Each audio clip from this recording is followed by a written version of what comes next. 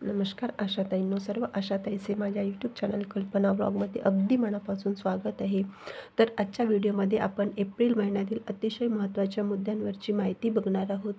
तर चला आपल्या आजच्या व्हिडिओला आपण सुरुवात करूया.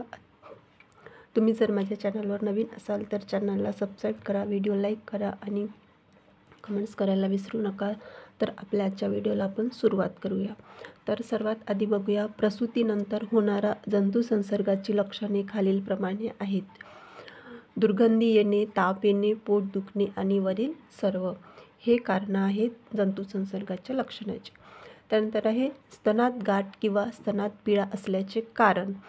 तर कोणते कारण असू शकते स्तनात गाठ असण्याचे तर किंवा पिळा होण्याचे? स्तनपान उशिरा सुरू करणे, स्तन योग्य रीतीने शिशूच्या तोंडात न देणे, दूध थोडा वेळ पाजणे वरील सर्व. तर हे सर्व कारणं आहेत स्तनात गाठ किंवा स्तनात पिळा होण्याचे. त्याच्यानंतर आहे प्रधानमंत्री सुरक्षित मातृत्व अभियान. या अभियानाचे प्रमुख घटक खालीलप्रमाणे आहेत. तर जे पैसे मिळतात मातृत्व वंदन योजनेचे अभियानाचे जो अभियान आहे आपला, जो आपण पहिल्या खेपेची जी माता असते तिला जे 5,000 मिळतात, तर ते कशासाठी मिळतात? तर प्रयोगशाळा चाचण्या, वेळोवेळी सोनोग्राफी तपासणी, तज्ज्ञांद्वारे आरोग्य तपासणी, अतिजोखमीच्या मातांचे निदान व योग्य संस्थांमध्ये संदर्भ सेवा वरील सर्व. या सर्व कारणासाठी त्या गरोदर माताला ते 5,000 रुपये दिले जातात. त्यानंतर आहे प्रसूती पश्चात गर्भनिरोधक सेवांबाबत खालील चर्चा कराल. असुरक्षित शारीरिक संबंध, पुन्हा लवकर गर्भधारणेच्या धोक्याबाबत सावध, 2 प्रसूतीमध्ये योग्य अंतर ठेवणे वरील सर्व. तर जे गर्भनिरोधक आहे प्रसूती पश्चात त्या सेवांबाबत खालील चर्चा आपल्याला करायची आहे की असुरक्षित शारीरिक संबंध ठेवू नये, पुन्हा लवकर गर्भधारण होण्याचा धोका होऊ शकतो त्यापासून सावध राहावे आणि 2 प्रसूतीमध्ये योग्य अंतर ठेवावे. हे आपण प्रसूती पश्चात ज्या गर्भनिरोधक सेवा आहे प्रसूती झाल्यानंतर आपण त्या मातेंना सांगत असतो. प्रसूतीच्या वेळी आढळणारी धोक्याची लक्षणे. तर बघा, प्रसूतीच्या वेळी आढळणारी धोक्याची लक्षणे: गर्भाची स्थिती सामान्य नसणे, गर्भजल पिशवी फुटल्यानंतरही देखील 24 तासापर्यंत प्रसूती वेदना न होणे, गर्भजलाचा रंग हिरवा किंवा धुरकट होणे. तर ही जी धोक्याची लक्षणं आहेत की गर्भाची स्थिती सामान्य नसणे, गर्भजल पिशवी जे आपण म्हणतो ते फुटल्यानंतरही त्या मातेला प्रसूती वेदना न होणे, पोट न दुखणे आणि गर्भजलाचा रंग जेव्हा गर्भजलाची पिशवी फुटते तेव्हा जो रंग आहे हिरवा किंवा धुरकट दिसणं, हे जे लक्षणे आहे ते प्रसूतीच्या वेळी धोक्याची लक्षणे आहेत. त्यानंतर बघूया आपण जोड्या लावणे.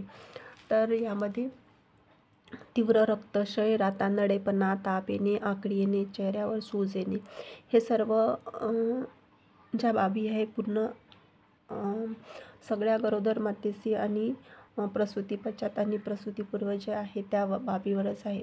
तर तीव्र रक्तक्षय, तर यामध्ये तीव्र रक्तक्षयामध्ये लक्षण जे आहेत आपण ओळखतो की जीभ पांढरी असणे, डोळ्याचा रंग एकदम पांढरा दिसणे आणि हात तर असं दाबल्यानंतर खड्डा पडणे, हे जे लक्षण आहे ते तीव्र रक्तक्षयाचे लक्षण आहे. त्यापैकी जीभ पांढरी पडणे हे एक त्यातीलच लक्षण आहे. रातांधळेपणामध्ये रात्री दिसत नाही. ताप येणे, तर ताप येणे म्हणजे काय की तापमान जे आहे 100° किंवा 37.8° पेक्षा जास्त असणे म्हणजे ताप येणे. आता आपण ताप येणे कशाला म्हणतो की तापमान जे आहे 100° फॅरेनहाइट किंवा 37.8° पेक्षा जास्त असणे म्हणजे ताप येणे. आकडी येणे, डोळे फिरवणे किंवा मोठी आवडणे. म्हणजे आता हे आकडे येण्याचे प्रकार तर खूप कमी झालेले आहे, पण एखाद्याला जर येत असेल तर तो असा डोळे फिरवतो आणि तो मोठी आवडतो आणि तोंड जे आहे तो असं पूर्ण बंद करून टाकत असतो. चेहरा व हातावर सूज येणे, तर हाताच्या मागील बाजूवर सूज येणे म्हणजे चेहरा व हातावर सूज येणे म्हणजे काय, चेहरा म्हणजे तळहाताचा जो मागील वरचा भाग आहे आपला त्याच्यावर सूज येत असते.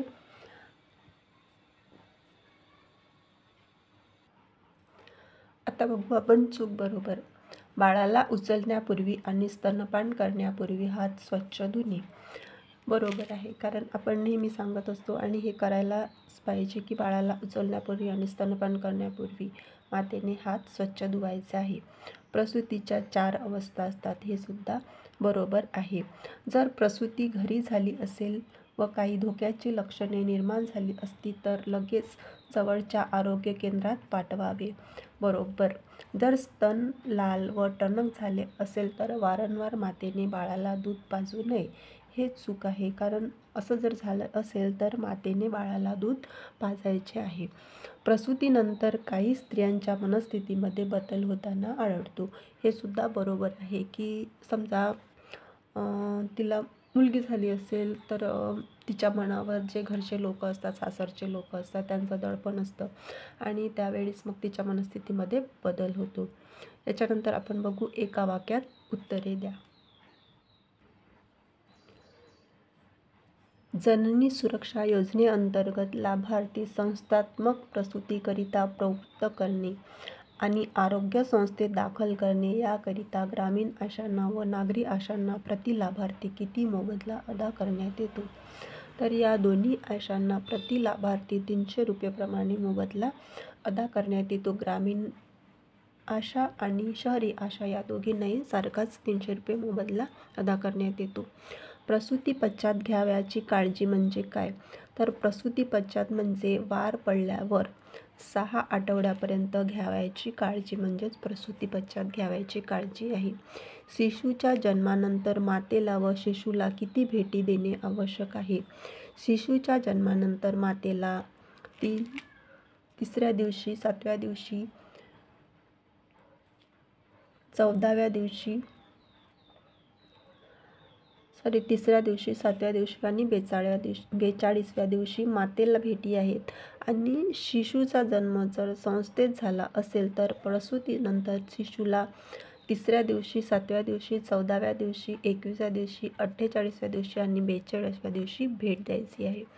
अशा 6 भेटी आहे शिशूला. आणि जन्म जर घरी झाला असेल तर 7 भेटी म्हणजे पहिल्या दिवशी, 3ऱ्या दिवशी, 7व्या दिवशी, 14व्या दिवशी, 21व्या दिवशी, 28व्या दिवशी, 42व्या दिवशी अशा एकूण 7 भेटी. घरी प्रसूती झाली असेल, संस्थेत प्रसूती झाली असेल तर 6 भेटी या बाळाला आहे आणि मातेला आहे. 3ऱ्या दिवशी, 7व्या दिवशी आणि 42व्या दिवशी अशा ह्या शिशूला आणि मातेला भेटी आहेत. प्रसूती पश्चात मातेला आहाराबद्दल काय सल्ला द्याल, तर मातेला नेहमीपेक्षा जास्त आहार घेण्याचा सल्ला द्यावा.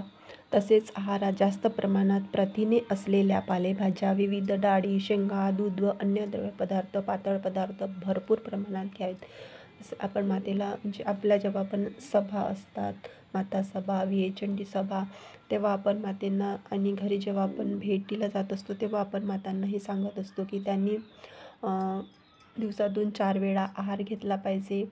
तसेच आहारामध्ये भरपूर प्रमाणात जे प्रथिनं असतात, हिरव्या पालेभाज्या, विविध डाळी, मोड आलेली कडधान्य हे सगळं त्यांनी आपल्या आहारामध्ये घेतलं पाहिजे. त्याच्यानंतर आहे प्रसूतीनंतर किती मिनिटात वार बाहेर पडते, तर प्रसूतीनंतर 15 ते 20 मिनिटामध्ये वार बाहेर पडली पाहिजे. त्यानंतर आपण बघू केस स्टडी. तर केस स्टडीमध्ये आपण बघूया, विवाह समारंभ आटोपून गावात परतल्यावर तुम्हाला समजले की जिल्हा रुग्णालयात नंदिनीने काल मुलीला जन्म दिला आहे. तिला प्रसूतीपूर्व रक्तस्राव खूप प्रमाणात झाला, त्यामुळे तिला खूप काळ प्रसव वेदना होत होत्या. तुम्ही गावची आशा असल्यामुळे ताबडतोब रुग्णालयात गेलात, तेव्हा ती तुम्हाला खूप थकलेली दिसली. मुलगी नंदिनीच्या कुशीत झोपलेली होती, पण तिने मुलीला पाहिलेही नव्हते. मुलगी खूप छोटी दिसत होती. तुम्ही परिचारिकेला मुलीचे वजन विचारले असता तिने 1.5 किलोग्राम आहे असे सांगितले. मुलगी 3 दिवसाची झाली होती तेव्हा नंदिनीने तिला 3 दिवसाची झाली होती तेव्हा नंदिनीला घरी पाठवून दिले, पण त्या 3 दिवसात नंदिनीने मुलीला स्तनपान दिले नव्हते. तर अशा प्रकारे ही केस स्टडी आहे की एका मुलीची प्रसूती झालेली आहे, तुम्ही लग्नाला गेल्या होत्या, तुम्ही आशा आहे आणि तुम्हाला माहिती झाल्याबरोबर तुम्ही ताबडतोब तिला भेटायला जिल्ह्याच्या रुग्णालयामध्ये गेला.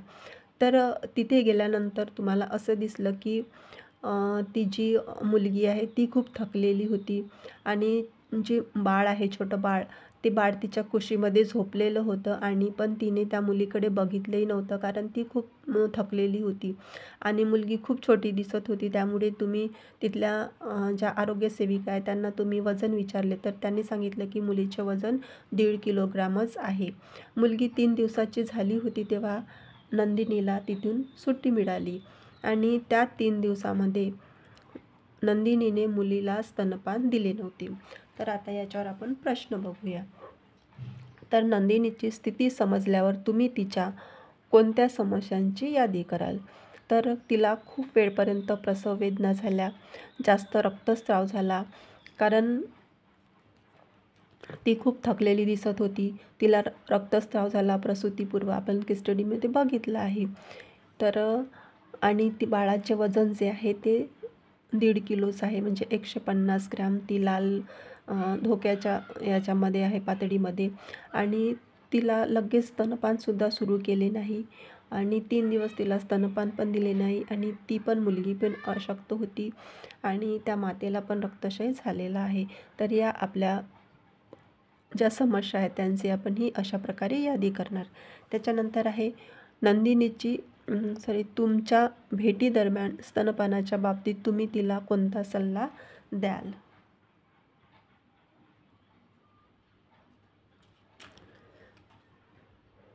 तुमच्या भेटीदरम्यान स्तनपानाच्या बाबतीत तुम्ही तिला कोणता सल्ला द्याल? तर तिला लगेच आपण ताबडतोब स्तनपान सुरू करण्यास सांगणार. रुग्णालयातच सुरू करणं गरजेचे होते, 3 दिवसानंतर नाही. बाळाचे वजन कमी आहे म्हणून त्याला दर 2 तासाने स्तनपान देणे. बाळ खूप लहान आहे म्हणून आशाने मातेला बाळाला योग्य प्रकारे स्तनपान करण्यासाठी मदत करणे आणि बाळ कसे स्तनपान करत आहे यावर लक्ष देणे. बाळ दूध पिऊ शकत नसेल तर आशाने मातेच्या स्तनातून दूध काढून बाळाला पाजण्यास मदत करणे. तर अशा प्रकारे आपण त्या मातेची आपल्या ज्या भेटीदरम्यान आहे त्या मातेची आपण मदत करणार आहोत आणि तिला सल्ला देणार आहोत. त्यानंतर आहे मुलाला घरात उबदार ठेवण्यासाठी तिने काय करावे? तर खोली उबदार ठेवणे, खिडक्या बंद ठेवणे, बाळाला कांगारू पद्धतीने मातेच्या छाती आणि पोटाला चिकटवून झोपविणे, बाळाला उबदार ठेवण्यासाठी ब्लँकेट कपड्यामध्ये गुंडाळणे, तसेच बाळ उबदार राहण्यासाठी बाळाचे डोके गुंडाळणे, बाळाला दर 2 तासांनी स्तनपान देणे, तसेच बाळाला पहिले 7 दिवस अंघोळ न घालणे.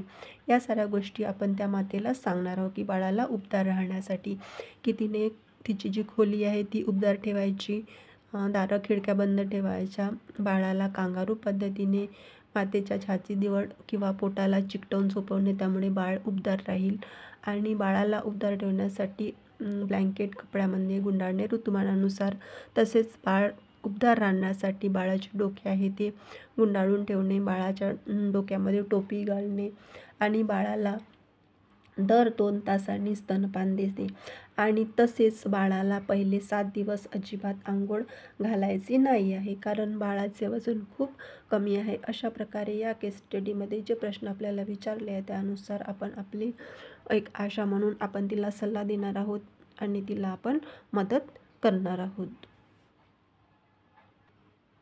तर आत्तापर्यंत आपण केस स्टडीपर्यंत बघितलेलं आहे. याच्यानंतरचे जे मुद्दे आहेत ते आपण आपल्या पुढच्या व्हिडिओमध्ये बघणार आहोत. तोपर्यंत आपण